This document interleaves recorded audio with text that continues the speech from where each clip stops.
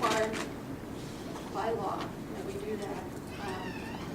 The other uses, that's, if it makes sense through this process to address the other uses, we do. We have a draft which addresses the appropriateness of uses. Again, this is not an absolute restriction, and so deviating from the plan, it can happen, but it needs to be looked at very carefully. And, so it's not an absolute prohibition to have the suitability determination.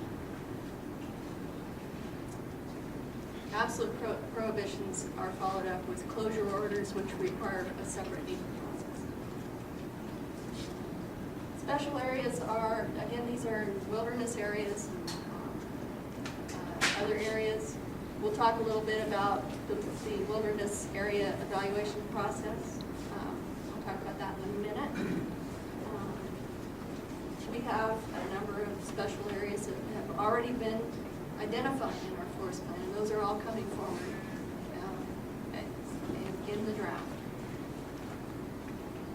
Again, a monitoring plan. We will develop this monitoring plan as we get closer to a final plan, and then that monitoring plan will line out how we check to see if we are reaching our desired conditions.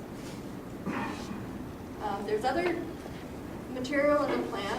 There's general descriptive statements, and then there's also a description of management approaches, which are really, these are the ideas that are put forward as this is a good way to do business to get your desired conditions met. And it can also include things like collaboration, and it can identify certain groups even that might be useful for collaboration. So this is something where I think we get there's a lot of room for some very rich information in this section. So I really encourage people to think about adding to it. So basically, as I said, we've been at this for a while. We started in June of 2006, and the main thing we did then was we went out and had workshops, and I think a lot of you, or at least some of you, were at the workshops, and we identified needs for change, and those were things that were not working in the forest plan or with forest management in general. And then we, recognizing we couldn't fix everything, we went through a prioritization process with those in September of 2006. Then we had more workshops a year later to talk about desired conditions, because again, those desired conditions are the backbone of the forest plan. And then about a little over a year ago, we went out with draft desired condition statements, and also we had started addressing the management areas, the suitability portions of it, and we had some draft land use zones. Since then, we've been working to add the other plan components, and that's what we're introducing to you tonight. So this is sort of a schematic, and so you can see we've all been busy. You guys are part of this. The other stuff that's going on, beyond the public workshops, are a lot of analysis on the part of the forest specialists, the planning team. So we had an ecological sustainability study, we had a social and economic sustainability study, and there's various parts to those, of course, and there was a big public involvement section of those too. The ecological sustainability study looks at ecosystem diversity and species diversity and soil, air, water, and vegetation. These are all put together in a document called the Analysis of the Management Situation. And it's available on our website, and we presented that last year, I think. Or it was finalized in April of 2009. And it's available on our website. It's called the Comprehensive Evaluation Report. added to it so that it meets the requirements of an analysis and management situation, which is required under the planning rule that we're working with. So, basically, all of this phase 1 stuff is done, and what we're doing now is the phase 2 stuff. And this is a very important part of it, and you can see that's what we're doing right now. We're working, we've got a draft out there. We're going to work together, and we're going to tweak that draft, or if we tweak it too far, we'll come up with a whole new alternative, and then the result will be a revised forest plan. The working draft that you're going to look at is divided into 4 chapters. There's the introduction, then there's some management, all those plan components as they apply forest-wide, any place in the forest.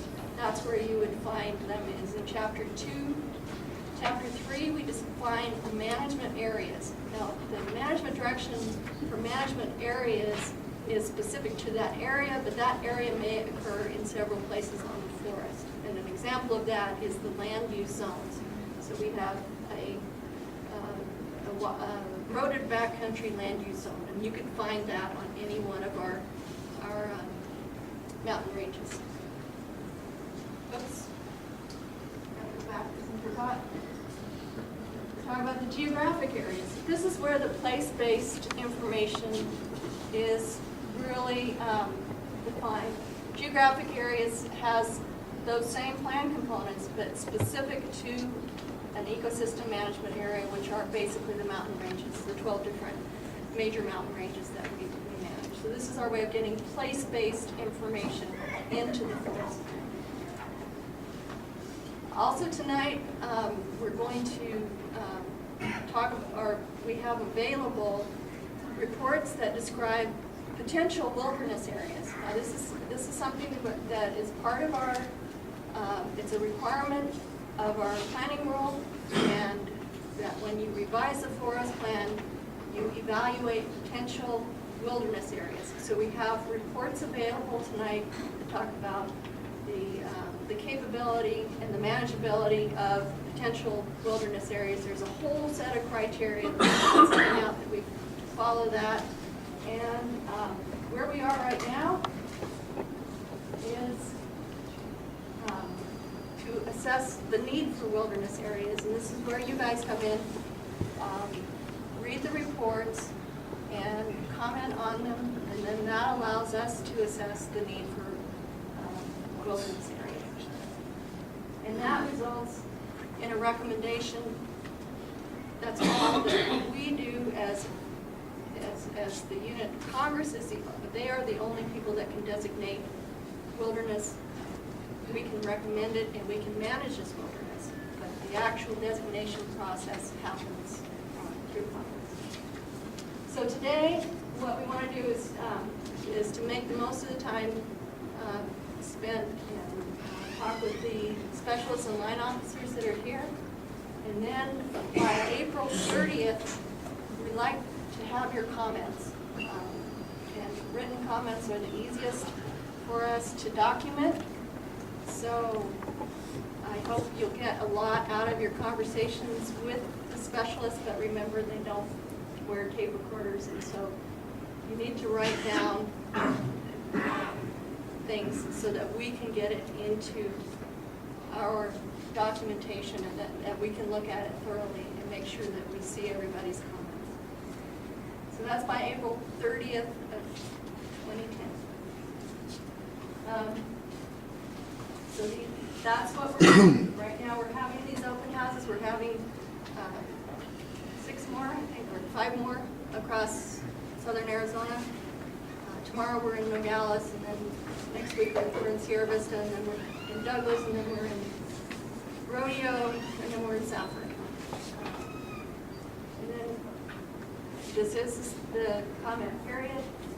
And then we expect to release a draft proposed plan, and it would have a draft environmental impact statement with it where we would evaluate